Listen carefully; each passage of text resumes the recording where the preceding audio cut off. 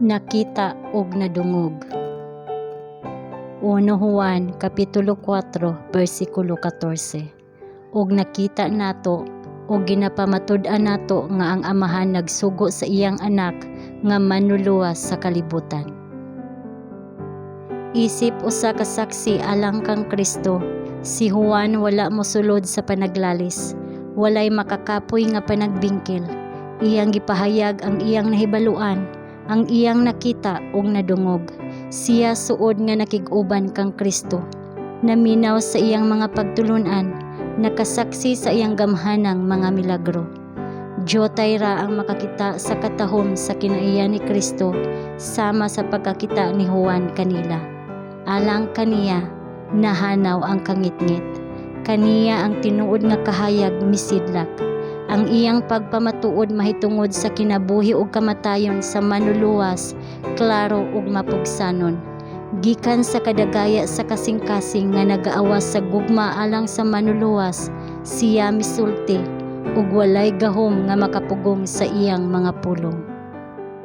Siya makapamatuod nga ang kaniadto sukad sa sinugdan, ang among hingdunggan, ang among hingkit-an sa among mga mata, ang among nasud-ong ug nahikap sa among mga kamot, mahitungod sa pulong sa kinabuhi. Kay ang kinabuhi na padayag ug nakita namo ug ginapamatud-an namo ug ginamantala namo kaninyo ang kinabuhi nga walay katapusan, nga didto kauban sa Amahan ug ginapadayag kanamo. Ang among hingkit-an ug hingdunggan ginamantala namo kaninyo, aron kamo usab may pagkaambit uban kanamo, ug ang atong pagkaambit usab uban sa Amahan ug sa iyang anak nga si Hesukristo. Busa ang matag usa mahimong makahimo pinaagi sa iyang kaugalingong kasinatian sa pagbutang sa iyang siliyo niini nga ang Dios tinuod. Juan Kapitulo 3 versikulo 33. Siya makapamatuod ni ana nga siya mismo nakakita ug nakadungog ug mibati sa gahom ni Kristo. Siya makapamatuod, nagkinahanglan ko og tabang ug akong nakaplagan kini diha kang Hesus. Ang tanang kawalad-on gisuplayan, ang kagutom sa akong kalag gitagbaw. Ang Biblia alang kanako ang pagpadayag ni Kristo. Mituo ko kang Hesus tungod kay para nako siya usa ka balaang manluluwas.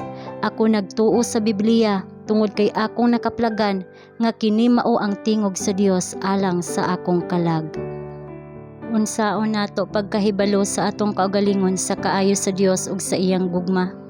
Ang salmista nagsulti kanato, dili pinaagi sa pagkadungog ug kahibalo, pagbasa ug kahibalo, o tuo ug kahibalo, apan tilawi ug tan-awa nga ang Ginoo maayo.